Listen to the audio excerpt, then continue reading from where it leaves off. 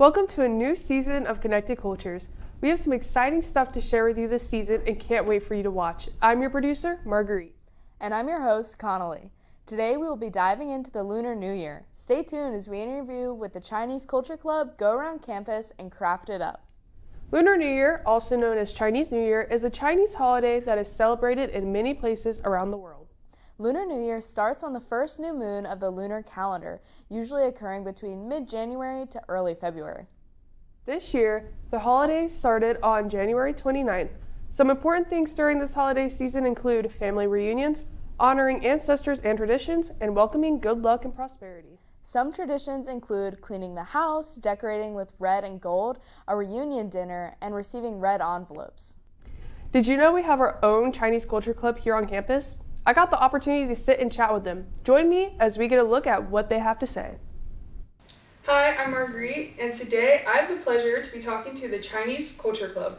Would you guys like to introduce yourselves? Hello, I'm Orion Toto. I'm the president of Chinese Culture Club.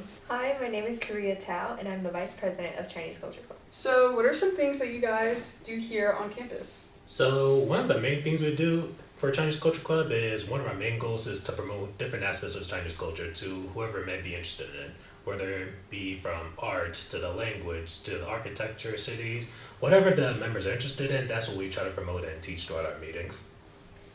Yeah, we really try to be all inclusive. And so sometimes we'll take suggestions from the club members. We'll have a little QR code at the end of every meeting and be like, it's open forum, whatever you guys want to learn about. If we don't cover it or you guys just really want to learn about it, we'll go ahead and jump over to that. And we just really try to make sure that if people do want language lessons or something, we'll have a little bit of those. But overall, it's just really teaching everyone about the Chinese culture. Awesome. So is there any events that you guys put on for the campus, and if so, how do you guys kind of put that on? Actually, we have 2 events throughout the year, and this semester we're actually having our Lunar New Year festival coming up because the Lunar New Year's was on Wednesday. We're just going to be talking about how China celebrates the Lunar New Year's, and then I want to say we're going to have a couple other students from different cultural backgrounds come and talk about how they celebrate it, and it's just a time to also let everyone get a sneak peek and then also be a part of it. So yeah, it's just a time for everyone to come and gather around and eat really good food that if you can't cook it yourself, you just go buy it, and it's just a really fun time. So another event that we host throughout the year, usually we do in the fall semester, is our Mid-Island Festival. Before, we would just limit that to just a general meeting, just a small meeting. But then last year, we decided to make it a bigger event to incorporate those who are interested in it. And same thing with Lunar New Year. We ask people from different Asian backgrounds talk about how their families would celebrate it, and then we teach about how it's done, Chinese cultures, what are some traditions and things like that. So I know you just talked about the Lunar New Year Festival and that New Year Lunar just passed. What are some traditions that you and your family have? Me, not being Chinese because I'm Hmong, we don't necessarily keep up with a lot of the traditions that Chinese people would do with the superstitions and stuff. On Lunar New Year's, you're not supposed to wash your hair because it'll wash away your good luck and stuff, and you're not supposed to sweep the floor because then you're going to be sweeping the good luck out of the door. And I was oh, but I don't really do any of that stuff, so I hope it doesn't affect me, but we're just gonna follow the rules to make sure that it doesn't happen.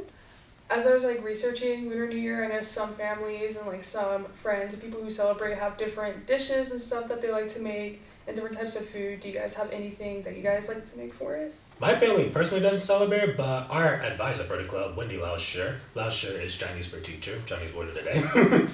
But I remember last year she did with her students, we made a whole bunch of dumplings to celebrate the spring festival, as some people call it. And it was really fun just going in, making all the dumplings from scratch. A little bit tedious, but once all the dumplings was made, it was really fun to enjoy, just talk with people, enjoying some Chinese snacks, and yeah, it was a really fun time. So in regards to your Lunar New Year festival, what are some different games and activities that you guys do during this festival? So some games like that we did in the past for Lunar New Year's is like one of our exec members. She pretty much runs all the social media. Her name is Allison. One game that she mentioned was like you're blindfolded at a table and you have all these papers and you have a spatula and you have to move onto the plate as much as you can within a certain time limit. So that's one game that's really fun. And also there's another competition where you have a pair of chopsticks and you have a whole bunch of grains of rice and you have to see how much rice you can move onto another plate in the lowest time as possible. So those games are pretty fun. Alright, so as where to follow us to keep up with our events, we have an Instagram page. That one is ASU Chinese Culture. Be sure to follow that if you want to keep up with any of our events coming up. And as far as our general weekly meetings, we hold those every Thursday from 6:15 to 7:15 in room 102 in the PSU. And also for our upcoming Lunar New Year event coming up, that's going to be held in the Blue Ridge Ballroom. That's room number 201, and that's going to be held from 6 to 8 p.m. So be sure to check it out. Thank you guys so much for joining us today. Be sure to follow their Instagram, and we're going to say bye in Chinese. Ms. VP, take it away. So bye in Chinese is 再见. 再见. 再见. Wow, the Chinese Culture Club is doing some cool stuff here on campus. Be sure to check them out. Definitely. Think you know a thing or two about the Lunar New Year? Join Connolly as she quizzes App State students on their knowledge of the holiday. Play along and see how many you get right. My name is Connolly Weaver, and today we're out on Sanford Mall asking people questions about the Lunar New Year. And today I am here with Allie Medlin. Camden. Ray. Spencer. 2025 is the year of what animal? A. Tiger. B. Snake. C. Bear. Snake. The snake! The snake! Tiger. It was snake. Lunar New Year typically begins with what phase of the moon? A. New. B. Full. C. Crescent. I'm gonna go with full moon. New. Got it. New. New moon. New moon. New moon, that's correct. What is Chinese New Year also known as? A. Spring Festival. B. Oktoberfest. C. Festival of Moons. Festival of Moons. Lunar is moon, right? Yeah, so that. Festival of Moons. Festival of Moons. I'm sorry, it was Spring Festival. Red envelopes are traditionally passed out during celebrations from older to younger people. What is typically contained in these envelopes? A. Chocolate. B. Money. C. Fortunes. Fortunes. Fortunes. C. Fortunes. I'm sorry, it was money. Wow. Okay, 3 more. Okay. You can get redemption. 3 more. Okay. Alright. What is the last event held during Lunar New Year called? A. Dragon Festival. B. Lantern Festival. Or C. Festival of Art.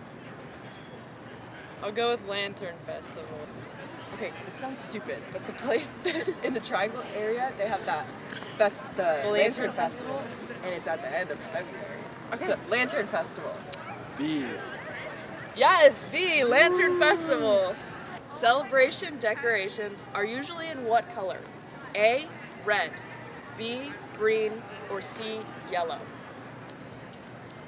Yellow. Oh, red envelopes. Red. Red. Correct! It is red. Last one. You got this.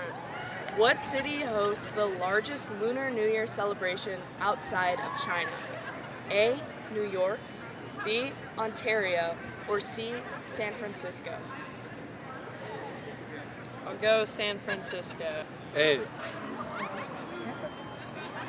San Francisco? Correct! Nice job!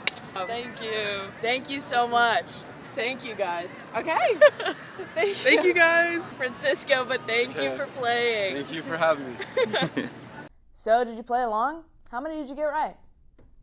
The red envelope is a big tradition. It involves giving a red envelope filled with money to give to friends and family. This symbolizes good luck for the new year ahead. Join me as I show you how you can make your own red envelope for the new year season. Hi, I'm Marguerite, and today I'm going to show you guys how to make the red envelope. So, some of the supplies you will need: half a sheet of red construction paper, scissors, and tape, or you can also use glue, but I have tape. So the first thing you want to do is cut off about 2 inches of the top of the construction paper. I'm just going to guesstimate, so I'm going to say about maybe right here.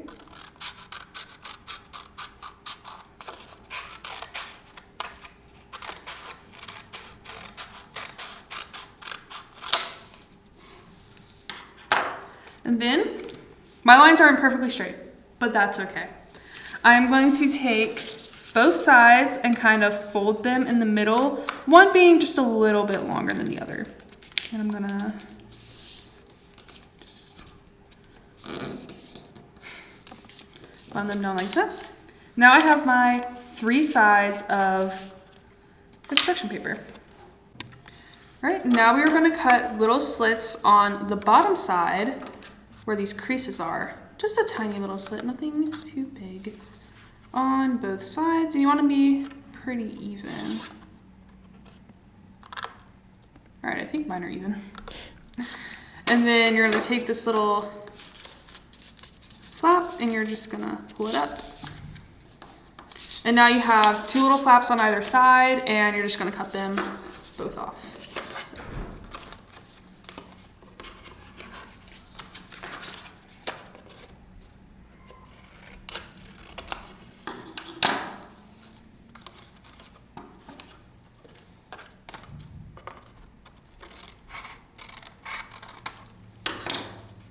Right, and then that is the bottom part of your envelope.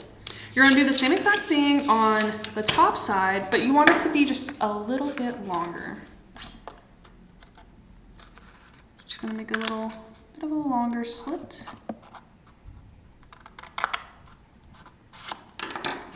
Do the same exact thing, you're gonna fold it up just like that, and I'm gonna cut these little tabs off on the side.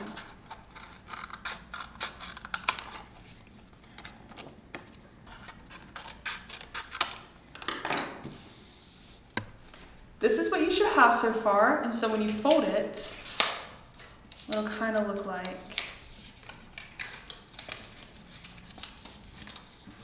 this. So now is the time where we tape or glue everything together. Again, I will be taping. So I'm first just gonna tape down this little middle section right here.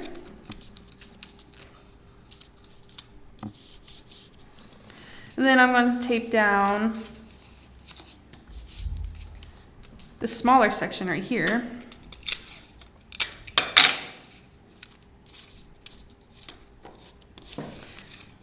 Now at the top, I want it to look more like an envelope, so I'm going to kind of curve off my edges up here, just for a little detail.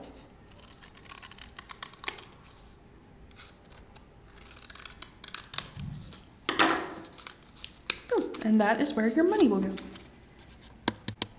And this is my final product. I added a little snake and 2025 because 2025 is the year of the snake. I hope you enjoyed. That is all we have for you today. We hope you learned something about Lunar New Year. Thanks for watching. Bye.